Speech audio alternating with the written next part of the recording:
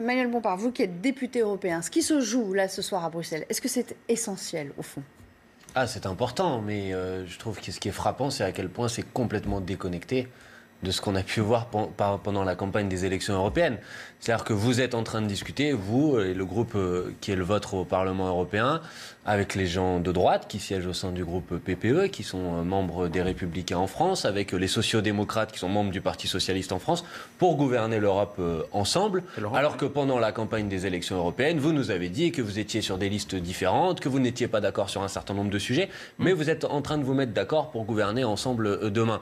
Et malheureusement, c'est à cause de ça que les Françaises et les Français, ils ont le sentiment que ce qui se passe au niveau européen leur échappe complètement, que quel que soit ce qu'ils votent dans des élections européennes, finalement, c'est toujours la même chose qui se produit. Vous disiez, M. Macron a mis des critères, mais ce n'est pas des critères qu'il faut mettre, c'est quelles sont les orientations politiques qui vont dominer.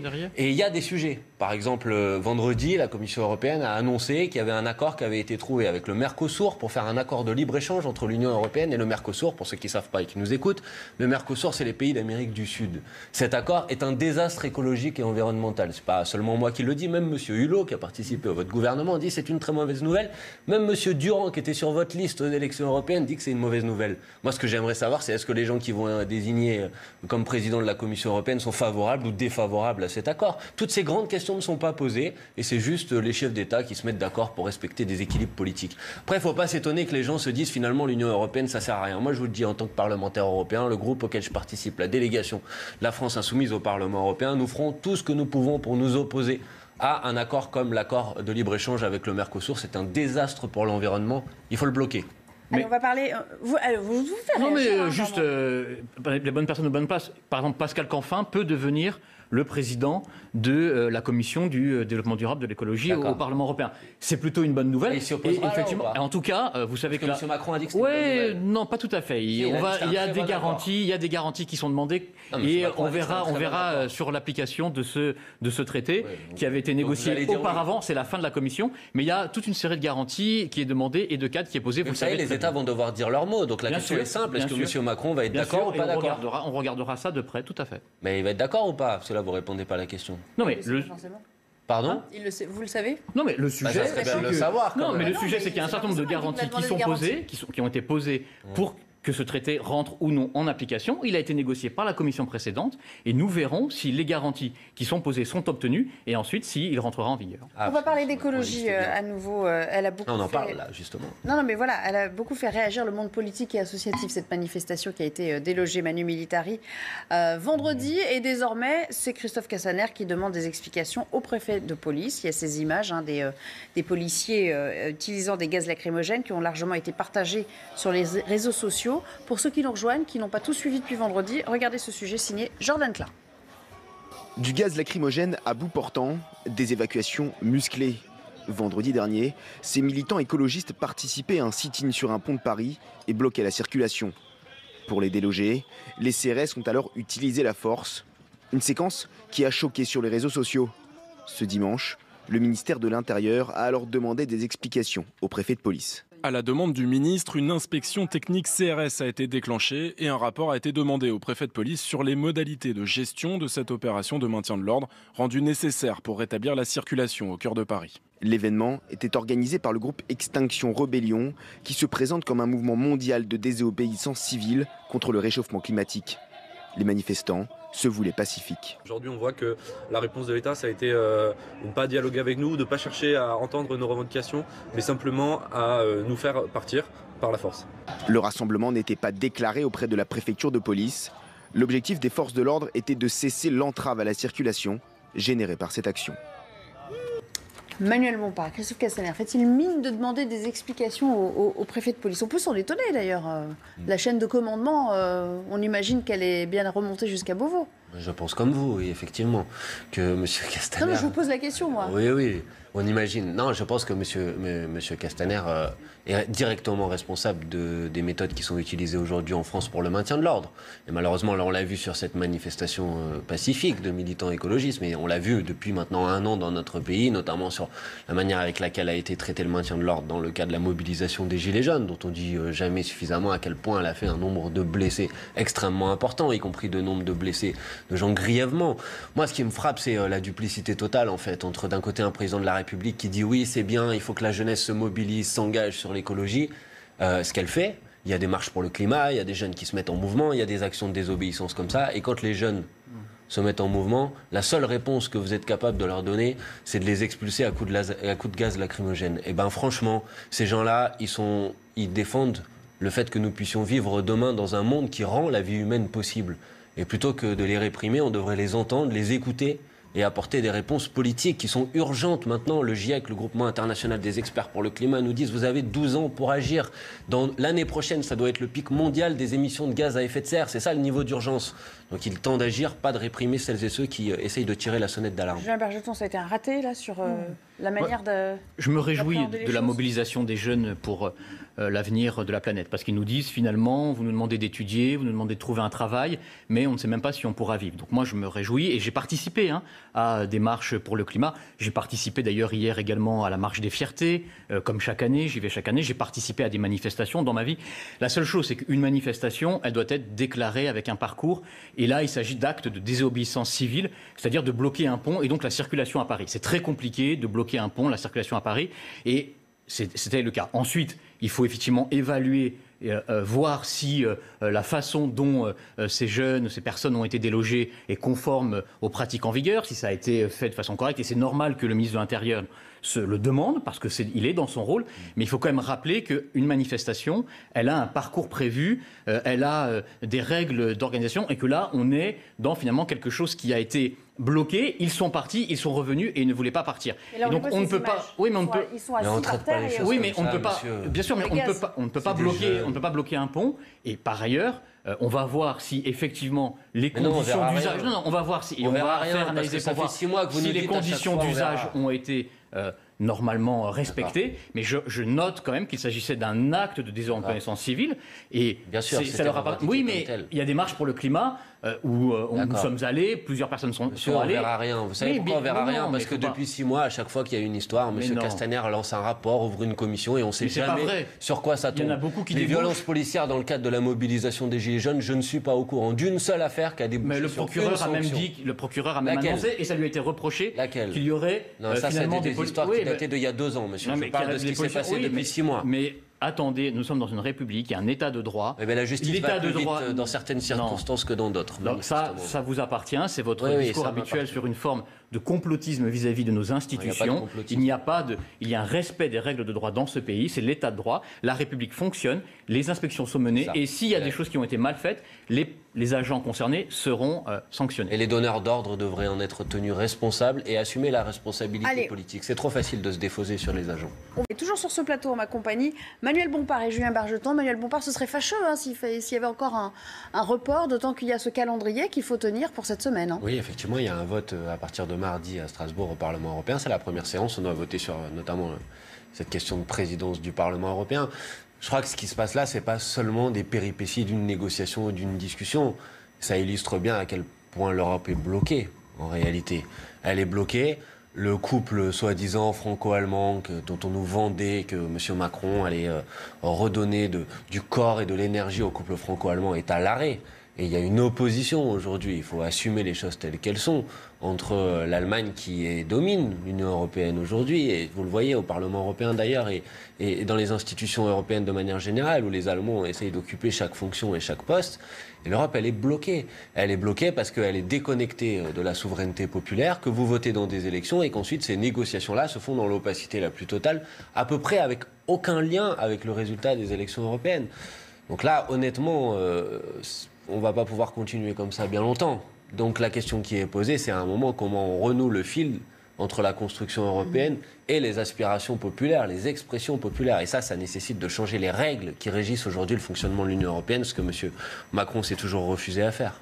Les expressions populaires, en tout cas aux dernières élections européennes, elles ont été assez claires. Bon, certes, le Rassemblement national est arrivé malheureusement en tête en France, mais la liste que nous soutenions est arrivée en deuxième position. Et les progressistes en Europe, contrairement à ce qu'on pouvait penser, se sont finalement bien sortis. Il y a eu une vague populiste, mais elle n'est pas si importante que ça. Et les peuples ont choisi plutôt notre liste que la vôtre lors des dernières élections européennes. Le peuple français est en général, oui, mais beaucoup moins. Il a perdu sa majorité, et donc aujourd'hui, il faut bâtir cette nouvelle Europe, et c'est ce que nous avons commencé à faire avec ce groupe au Parlement européen qui est nouveau et qui permettra d'avoir finalement des nouveaux équilibres. Bien sûr, il faut tenir compte de l'Europe telle qu'elle existe, mais justement, ce que veut faire le président de la République, c'est changer les logiques qui préexistaient. Donc là, il a déjà mis un terme au système des Spitzenkandidaten, c'est-à-dire au fait qu'il y avait ces formes de préaccord. Il a finalement réussi à ce que ce ne soit pas Manfred Weber qui dirige la Commission européenne. Ce n'était pas non plus un très bon candidat. Et une fois qu'on a créé ce nouvel équilibre, il faudra évidemment travailler sur le fond des dossiers, la régulation du numérique, l'écologie et une Europe sociale. Donc il ne faut pas, bien sûr, l'Europe était bloquée, mais l'Europe a été bloquée, mais il faut reprendre le flambeau européen. Et je ne pense pas que les Français veulent qu'on mette à terre le flambeau européen. Ce n'est pas ce qu'ils ont dit lors des dernières élections européennes, et ils souhaitent une Europe qui fonctionne et qui fonctionne mieux. Donc j'espère que nous aurons des candidats. Non, Pascal Canfin à la tête de la Commission. Oui, j'ai compris, vous nous l'avez déjà dit. Est-ce que monsieur Pascal Canfin, c'est un signe supplémentaire. Oui, c'est un signe supplémentaire si ensuite vous signez tous les accords de libre-échange, que vous êtes en deçà. Vous êtes pessimiste, vous attendez... Non, je ne suis pas pessimiste, je pense que vous vous moquez de nous, c'est pas pareil. La destruction, vous espérez la difficulté, la destruction européenne. Le débat, mais si, vous attendez que ça se passe mal, vous espérez que ça se passe mal, que ce soit bloqué, que ça se passe mal, alors que nous souhaitons que cette nouvelle Europe, que cette nouvelle Europe se construise. Non, pas du tout. Ce que vous dites, c'est que c'est symptomatique d'un sentiment de déconnexion qu'ont les peuples avec leurs institutions. Est-ce que ça va quand même dans ce sens? Mais que l'Europe ne fonctionne pas bien telle qu'elle était jusqu'à présent, évidemment. Et d'ailleurs, nous l'avons trouvé comme ça. Et le président de la République, depuis qu'il a été élu, porte des initiatives, et c'est des initiatives aussi qui sont en train de se concrétiser. Donc à terme, moi j'espère qu'à un moment, on pourra avoir, par exemple, des candidats qui expliquent quel est leur projet, qui sont directement élus par le Parlement européen, et que donc on évolue vers un nouveau système. Mais ce qui se passe, c'est qu'effectivement les équilibres bougent, et c'est tant mieux, et nous aurons ensuite le déroulement et la construction de ce qui sera le projet européen, c'est-à-dire notamment sur le numérique, par exemple. J'ai compris, le numérique, l'écologie, Pascal. Enfin, vous l'avez déjà fait 2 fois. La question, monsieur, qui est posée, c'est juste, vous parlez d'Europe sociale, ça, des questions très concrètes. Est-ce que vous êtes pour ou contre vous battre pour abolir en Europe le statut du travailleur détaché? Est-ce que vous êtes on a obtenu un progrès. Bien sûr que si. Bien sûr que si la directive. C'est simple, ne répondez pas par. Mais la directive est un pas supplémentaire et il faut aller peut-être plus loin. Mais si, on a obtenu. Mais bien sûr que si, on a obtenu des améliorations sur le statut européen. L'Union européenne dans le voie des accords climatiques qui sont urgents aujourd'hui. Est-ce que vous êtes prêt à ce que la France tienne enfin ses objectifs? Ça, c'est pas l'Europe. Mais bien sûr, mais c'est la France. Heureusement qu'il y avait le président français au G20 face à M. Bolsonaro, face à M. Erdogan, qui voulait sortir de l'accord, de Paris, qui voulait sortir de l'accord de Paris, et c'est parce que le président de la République française s'est battu qu'il a convaincu la Turquie d'Erdogan, l'Arabie Saoudite, le Brésil de Bolsonaro de ne pas mettre à bas l'accord de Paris. Bon, M. Trump n'a pas voulu, et donc on a eu un communiqué qui permet d'avoir juste les États-Unis. Mais on a failli, on est passé. La planète est sauvée. Mais vous avez eu un communiqué. Mais on est sorti, on vit dans un monde, on est passé à côté de la fin de l'accord de Paris lors de ce G20, et heureusement qu'on a un président de la République qui se bat, parce que dans le monde dans lequel on est, c'est un monde où il y a la Russie de Poutine et les États-Unis. L'urgence, monsieur. Mais bien sûr que l'urgence, c'est que vous pouvez agir déjà au moins en France. Ça dépend pas des autres. Arrêtez de signer ces accords de libre-échange. Tenez compte du monde aussi dans lequel nous évoluons, que ce monde incertain, tout le monde vous dit que ça va à la catastrophe et vous continuez. Allez, on continue. Mais oui, mais vous voulez porter ce catastrophisme. Nous voulons justement. Je suis en train de vous dire l'inverse, mais il y a une force qui s'oppose à ça, qui s'oppose aux États-Unis de Trump, à la Russie de Poutine, à l'Inde de Modi, etc. Et l'été de Sylvanie, c'est la réalité. On revient à la politique. On revient à la politique un peu plus près de nous encore. Ils ont tourné la page, les Français. Ils ne veulent pas d'un retour de Nicolas Sarkozy au premier plan politique à 76%. C'est ce que nous dit un sondage IFOP. Nicolas Sarkozy qui justement était l'invité du 20h de France 2 ce dimanche. Et écoutez ce qu'il disait sur les rumeurs sur son pseudo-retour en politique. Ma place n'est plus dans la vie politique partisane. Et ce livre n'est pas un livre politique. Je n'ai pas de calendrier politique. Alors, je peux le dire jusqu'à la fin de l'émission. Vous pouvez me croire, pas me croire, mais on ne peut pas empêcher les gens, et je leur suis très reconnaissant de cette fidélité et de cette sincérité. Mais aujourd'hui, ma place n'est plus là. Elle n'est plus là définitivement. Parce que dans la vie politique partisane, si je revenais, ça amènerait de la confusion, et il n'y en a vraiment pas besoin. La parole à Manuel Bompard pour réagir à ces propos, Nicolas Sarkozy. Bonne chose pour vous ? Non, mais Nicolas Sarkozy dit ce qu'il a envie de faire, mais je trouve que c'est plutôt ce débat que je trouve un peu hallucinant. En fait, quand on cherche un responsable politique ou une responsable politique, c'est pour essayer de répondre aux problèmes que le pays a. Et donc, on essaye d'écouter les solutions que les uns et les autres proposent. Là, M. Sarkozy, il nous dit rien et on est là en train de dire l'ombre de M. Sarkozy plane sur la droite française. Mais pour faire quoi, en fait ? Pour répondre à l'urgence écologique, pour répondre à l'urgence sociale, pour faire en sorte qu'il n'y ait plus une personne sur deux qui, dans les élections, décide de ne pas aller voter ? Ça, c'est les grandes questions qui sont devant nous aujourd'hui. Alors, franchement, de savoir si M. Sarkozy va revenir ou pas revenir, honnêtement, c'est le cadet de mes soucis. Mais je crains que ça soit un peu le cadet des soucis d'une bonne partie de la population française. Julien Bargeton, un mot quand même, ou alors on va aller non, il parle pas beaucoup. Je crois qu'il parle pas beaucoup. Il parle pas beaucoup d'écologie dans son livre. En effet, vous savez ce que j'en pense. Moi, je ne crois pas au retour en politique, que ce soit d'ailleurs de Nicolas Sarkozy, de François Hollande ou d'autres, parce que maintenant, au XXIe siècle, les temps ont changé. On est comme aux États-Unis. On ne peut plus être et avoir été. Et le sondage est assez clair. Vous êtes bien revenu. Vous étiez au Parti socialiste.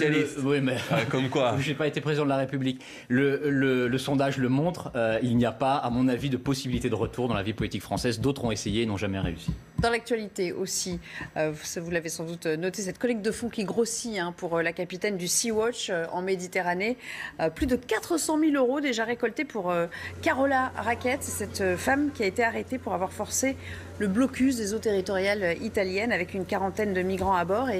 Et c'est vrai que ça devient un petit phénomène. C'est un exemple intéressant de désobéissance civile, Manuel Bompard. C'est un acte de bravoure aussi de sa part. Ça va au-delà de ça. Moi, je pense que cette femme est une héroïne. Je pense que c'est une femme qui s'est mise en danger pour sauver des vies humaines. Et je pense qu'elle devrait être saluée comme telle.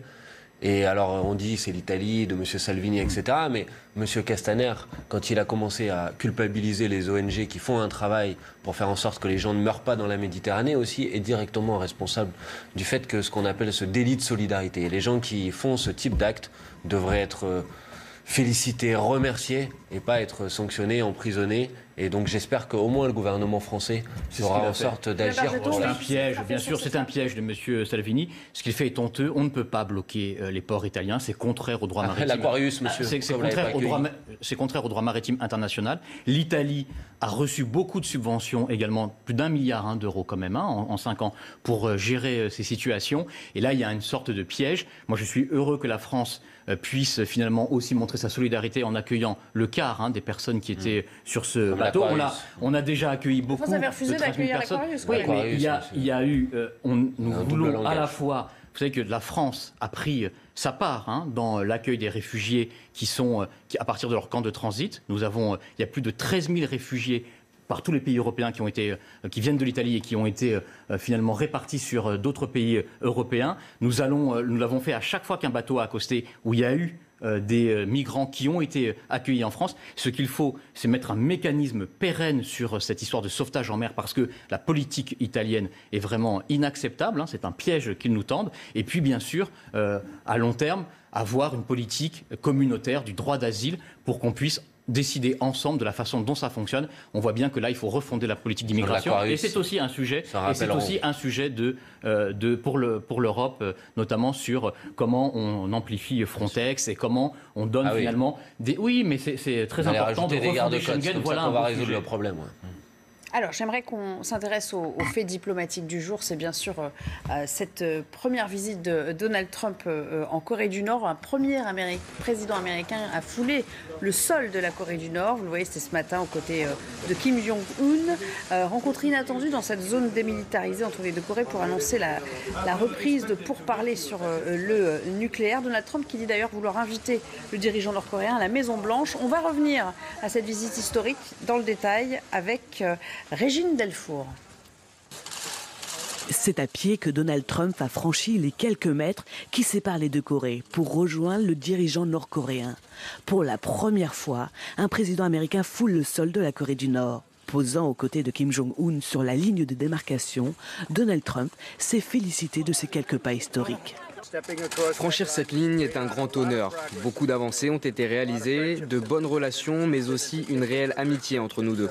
Je voudrais juste dire merci. Donald Trump a réussi son pari avec cette rencontre impromptue dans la zone démilitarisée qui sépare les deux Corées. La rencontre ne suffira sans doute pas à régler le délicat dossier nucléaire nord-coréen. Mais le symbole est important pour ces deux pays qui se menaçaient mutuellement il y a encore 18 mois. Il s'agit de la troisième entrevue entre les deux hommes.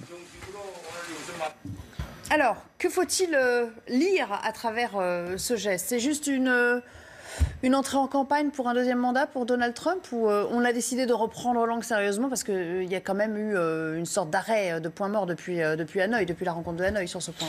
Je sais pas, l'avenir nous le dira sans doute, de savoir si c'est quelque chose qui va aboutir. C'est un peu incohérent parce que dans le même temps, M. Trump remet en cause l'accord avec l'Iran, qui était aussi un accord de désarmement nucléaire. Donc honnêtement, c'est difficile de s'y retrouver. Ce que je pense, c'est que ça montre bien qu'on ne peut pas laisser l'avenir du monde dans les mains de M. Trump et de sa politique internationale. Et là, moi, je trouve que la France devrait avoir un rôle plus important sur une politique de désarmement nucléaire international, mondial, où tout le monde devrait faire sa part. Il y a des traités de non-prolifération nucléaire, il faudrait aller plus loin. Parce que si on laisse M. Trump utiliser ça comme des arguments de campagne électorale, c'est pas des petits sujets dont on parle. On parle de combien de pays ont accès à l'arme nucléaire. C'est la survie même de l'humanité qui est posée. Donc voilà, je pense que la France devrait avoir un rôle dans le désarmement nucléaire et qu'au moins cette occasion-là nous permet d'en parler. On n'en parle jamais.